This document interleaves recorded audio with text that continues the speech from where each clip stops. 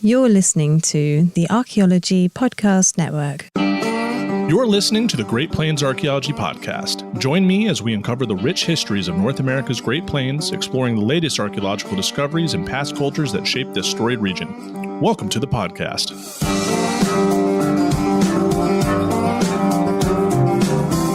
Welcome to episode 3 of the Great Plains Archaeology Podcast. I am your host, Dr. Carlton Shield Chief Gover, and I am absolutely excited and thrilled to have you with me today as we explore the rich and fascinating histories of North America's Great Plains. So, on last episode, I said today's episode would be on Great Plains taxonomic units, so the different types of archaeological cultures, their names, how they got them, and how they're broken down into this very complex web of cultural taxa. But as I was doing more research on this subject, it's really complicated in the Great Plains. And so what I thought would be a better use of our time today is actually, rather than talk about taxonomy, talk about time and time periods and how archaeologists in the Great Plains date archaeological assemblages and how we construct chronologies. So I think that's just where we're going to go today. So here in the Great Plains, we have really two schools of thought. We have what generally most archaeologists divide time periods in. And then we also have a very Kansas specific and Central Plains specific time period makeup that I even before coming to Kansas, I gravitated towards because I really appreciated what Dr. Bob Hoard, who was the Kansas State archaeologist for a very long time, was putting forth. And so we're going to talk about these together. There's only really one big change between the two.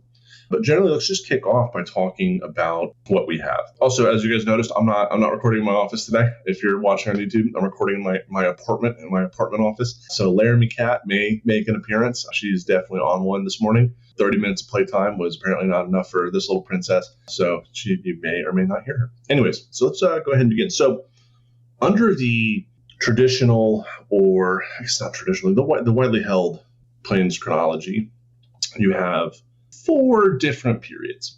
You have Paleoindian, Archaic, Woodland, and Plains Village.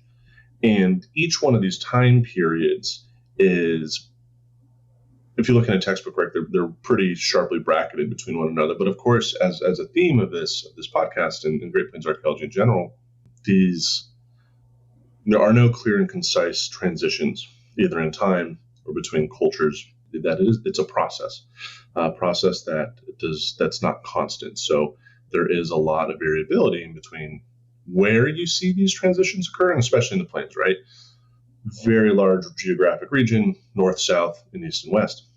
So the Paleoindian period. Paleoindian, it is hard to put a start date on it because it is frequently in the crosshairs for how further back people got to the North America, to the Great Plains. And so we know for a fact, right, widely held accepted, we all can agree that the Paleoindian period starts about 13,000 BC or BCE. For those not familiar, science is trying to move away from the Judeo-Christian kind of before Christ and AD, I don't forget what the Latin for that is, and move towards BCE, before Common Era, and then CE, which is Common Era. Nothing else changes other than the abbreviations. And I'll float between the two. I generally hold the BCE and CE lexicon, but you'll also hear me say before present. And so the Paleoindian period starts, we can all agree, in the Great Plains in particular, right? Just focus on the Great Plains, roughly 13,000 BCE, or 15,000 years BP being before present, right? So, and before present is before 1950, and we can get into that later. So we have the Clovis period. Those people are getting situated in the Great Plains, 13,000 BCE, and the Archaic, and then it goes to about 7,200 BCE. And once Paleoindian period is over, that's when we get the Archaic period. Archaic period, 72,000 BCE to 500 BCE. Following the Archaic is the woodland period, and this is specific to the plains. Now, there's a woodland period in the Southeast archaeology and Midwest archaeology. Plains has its own, and we'll talk about this. Woodland period is from 500 BCE to 500, lied, it's not to 500, it's till 1000 AD. So it's a 1500-year period, beginning in 500 BC, going up until 1000 CE or 1000 AD or 1000 BP. This is then followed by the Plains Village period. Plains Village starts 1000 AD and goes up until like 1600, 1550, sometimes 1800. Some folks have introduced a fifth period called the post-contact period, and that which would start in 1550. Sometimes it just gets collapsed into the Plains Village period itself, as rather than having the introduction of Europeans as this major transition, it's just adopted in as part of the late Plains Village period. So sounds pretty simple. But then we have this really Kansas introduced chronology, and it keeps archaic, but it introduces the ceramic period instead. So it gets rid of Plains Village and Woodlands, and it collapses them into one period. So the first thing is archaic would end at, I believe, 1 CE, right? Because there's no 0, it's 1. So the archaic period would go roughly from 7200 or 7000 BCE to 1 CD or 1 AD. Then you get the ceramic period. So it collapses Woodland and Plains Village into one whole unit, and that would go from 1 CE to 1800, realistically. And we'll talk that in a bit. And the reason being is, and why I like it, is it's acknowledging that pottery is really becoming intrinsically a marker of time and also a huge technology that changes Great Plains lifeways. And in addition to that is the woodland period can get confusing when archaeologists were coming up with these time periods. Southeast archaeology was a little bit more ahead, and archaeologists, especially working on the Missouri River Basin project during the WPA era in the 30s under Roosevelt, they were seeing a lot of similarities of material culture in the Great Plains with the southeastern part of the United States. And so they just adopted it as an add-in, like, well, on the other side of the Mississippi and Missouri, they call this the woodland, so why don't we just use that here? But now, over 70 years later, there are some intrinsic differences between what's going on in the Great Plains during the same time period and the Southeast. And the time periods also don't match up. So the woodland period is earlier in the Southeast than it is in the Great Plains. In the Southeast, they have the Mississippian period. And so they have a little bit more going on.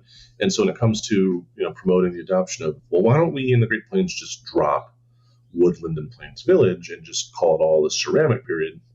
I'm all for that, because in the woodland period, we do have some of the earliest pottery. And so I think that's a smart move, one, to reduce confusion between what's going on in the plains and the Southeast, but also to promote a plains archaeologist advancing Great Plains archaeology. And so within these different time periods, and just for the purposes of simplicity, I'm going to do my best, well, not even for the purpose of simplicity, I'm going to complicate things.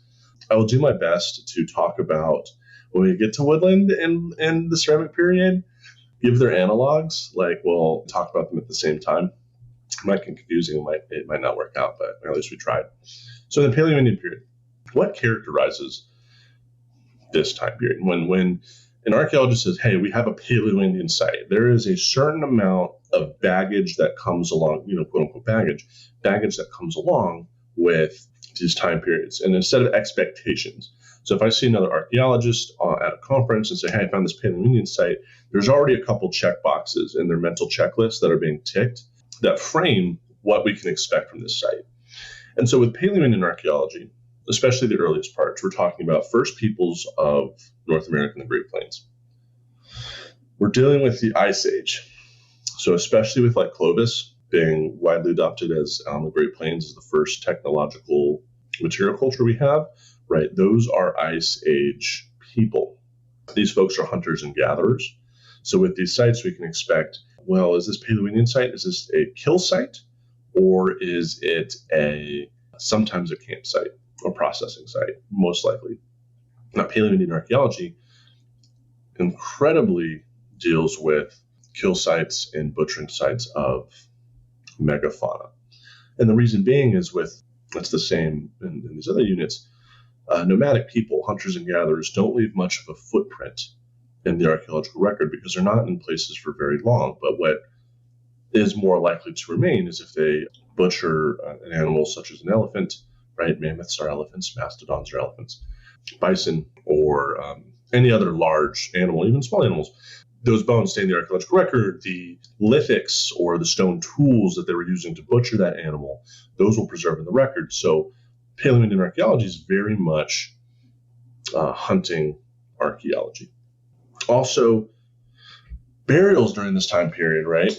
Generally, they're going to be single interment. So one person, there's not these designated burial sites that we're aware of. Oftentimes, the individuals that have been exhumed are from cave contexts, so places, anaerobic environments where there's not much oxygen that kicks off deterioration process. And the taxonomic units within the Paleoindian period are based on projectile point morphology and typology.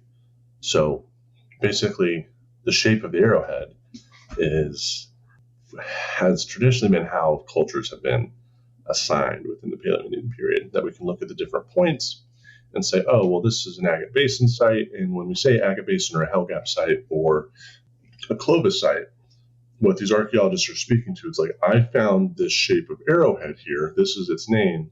And that's the name of the discrete unit of taxonomy that we're giving to this site.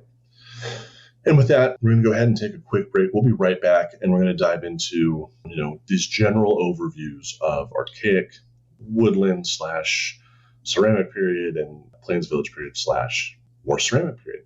So we'll be right back. And we're back with the Great Plains Archaeology Podcast. We were just talking about these general trends and general themes of the Paleoindian period. And so I want to dive into, what comes next. And what comes next is the Archaic period. And the Archaic period is firmly within the Holocene, right? The Ice Age has ended. We're in the early Holocene. Things are getting warmer. The prairie is beginning to expand at this point. We're still dealing with hunters and gatherers. People on the plains bison hunting is, of course, one of the big subsistence strategies. On the Great Plains, that just doesn't change. These people are, of course, still nomadic. Everything is relatively similar to, behaviorally, as what's going on in the Paleoindian period. There are some changes, right? Paleoindian folks, especially early Paleoindian folks, these are colonizing populations. They're exploring the landscape. They're figuring out the environment. Archaic populations, they've been in the Great Plains or surrounding areas for quite some time, and we can start to see more discrete boundaries of groups. So, Clovis points are found all over North America, but Oxbow and McKean points, they're bounded spatially. Now there's overlap, and there are problems with ascribing cultural taxa or defining populations by the technology, such as spear points, right? Or atlatl points. That's a whole thing. And we're going to talk about, do artifacts equal people in a later episode. But for now, we do see projectile points are starting to diversify, and they are starting to be spatially bounded, and as well as bounded in time. Burials are still generally single interment. However, in the northern plains, we start seeing more discrete burial places. And it's in the Archaic that we start seeing the appearance of medicine wheels, as well as stone effigy sites. So the northern plains in particular, so Wyoming, Montana, Canada, people are investing time and energy into the construction of elaborate ceremonial, what we believe are ceremonial spaces.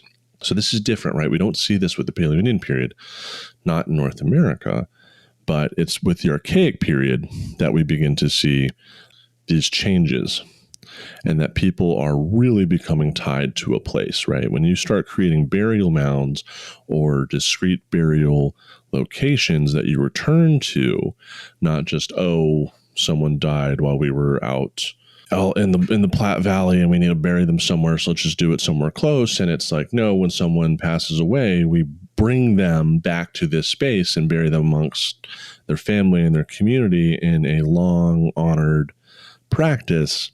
That's a huge shift in how people think about themselves, spirituality, as well as place. That place is really, we can physically, right? We can make these inferences that places are becoming sacred. Now, the Archaic is when we do find the earliest recovered pottery in the Great Plains. It's brief, and it's only around Kansas City, which is like, you know, one of the eastern extents of the Great Plains along the Missouri River. And this pottery is incredibly similar to other contemporary earliest pottery sites recovered in the American Southeast. So there's like, right off the top of my head, there's less than a dozen sites around the same time from Georgia, Florida, Kansas City, where we see pottery appear. It's very crude. It's all very simplistic. They all show up.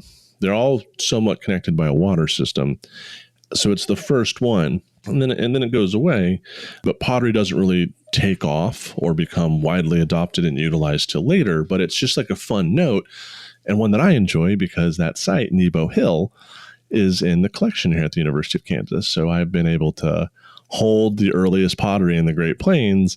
And when I showed it to, when we did a visit with the Paleoindian Nation and showed Matt Reed, the Tribal Historic Preservation Officer and one of the band chiefs for the tribe, you know, the look on his face was just priceless. I'm like, Matt, you want to see something cool? Like, how about this pottery from Nebo Hill? And he was just like, oh, so it was cool. It's something I deeply, I don't want to say treasure.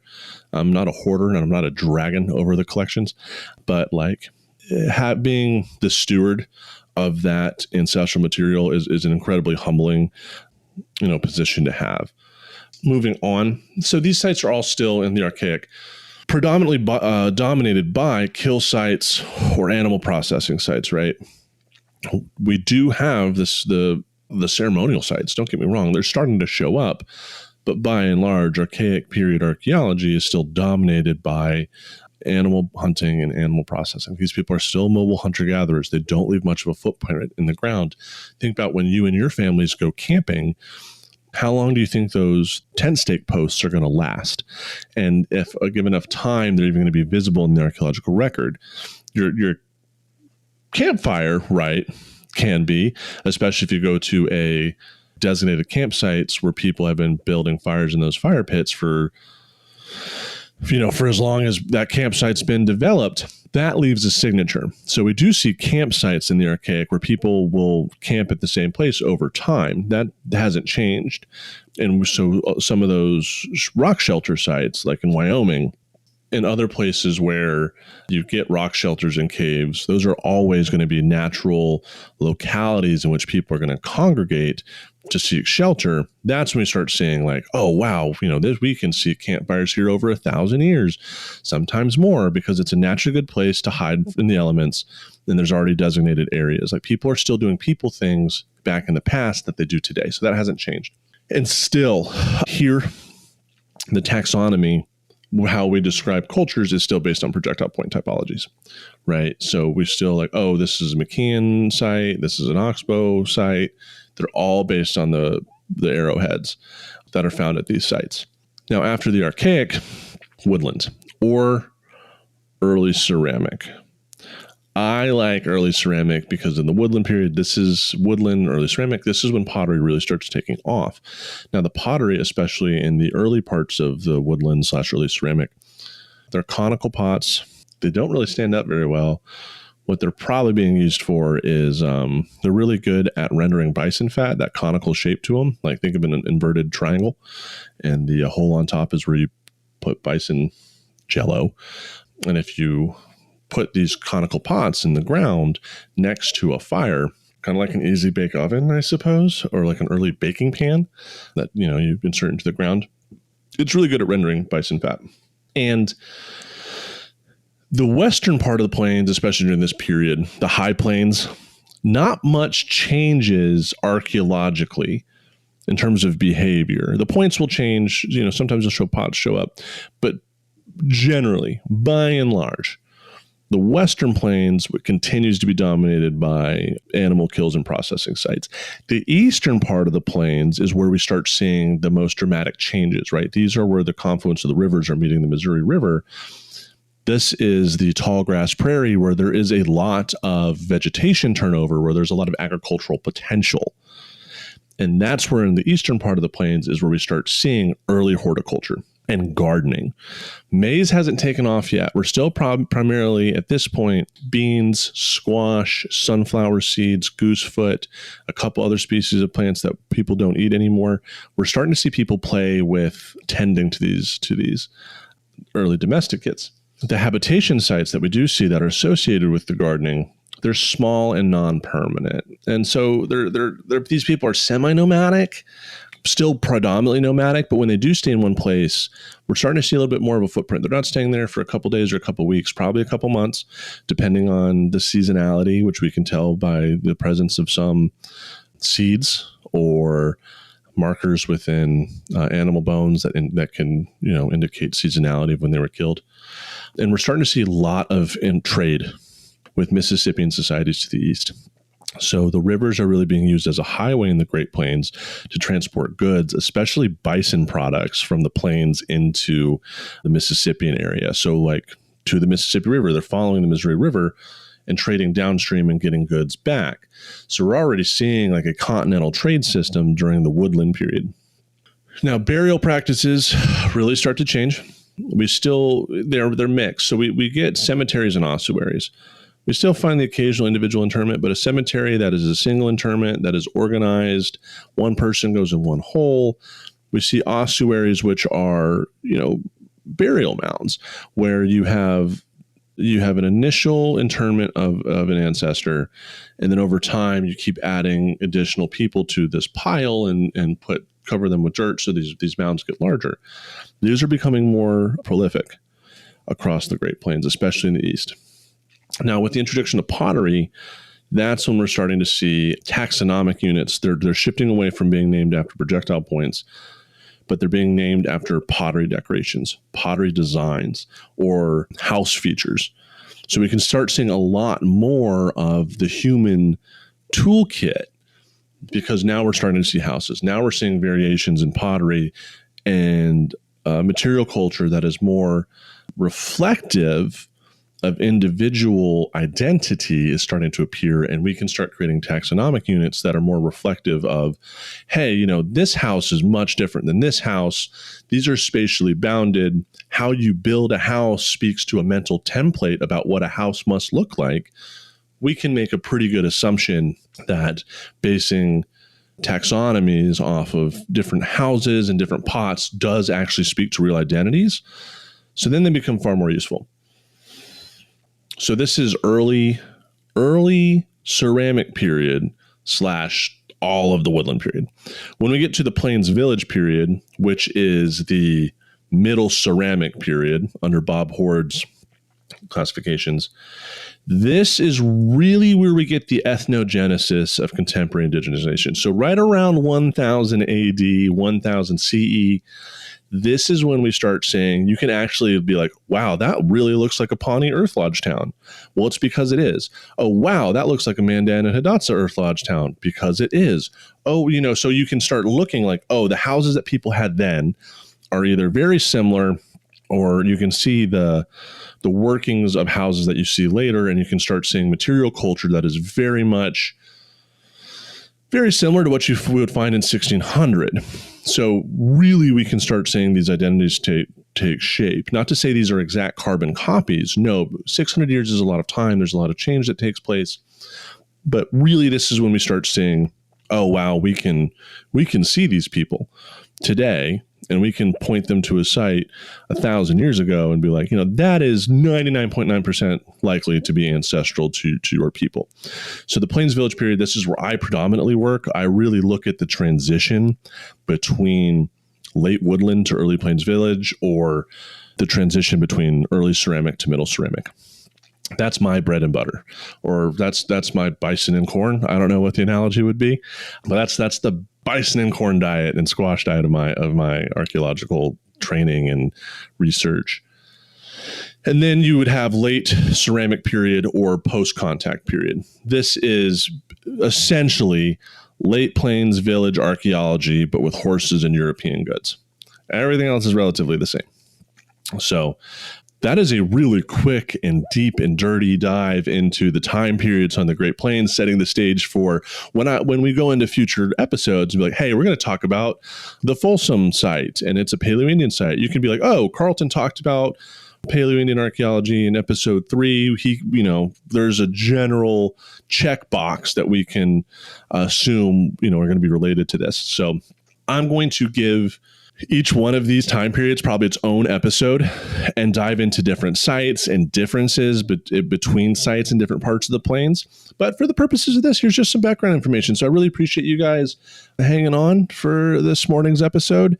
I really appreciate all of the comments and feedback I got off of episodes 1 and 2. I had a huge shout out to my uncle and my sister who gave me some feedback, especially my uncle who gave me some rather brutal feedback about he's a guy. Thank you so much, Uncle. So with that, thank you all very much, and I will see you next time on the Great Plains Archaeology Podcast. I don't know why there was a difference there. Anyways, toodaloo. Thank you for listening to the Great Plains Archaeology Podcast. You can follow me on Instagram at Pawnee_archaeologist, and you can also email me at greatplainsarchpodcast@gmail.com. And remember, anybody can love the mountains, but it takes a soul to love the prairie. American author Willa Cather.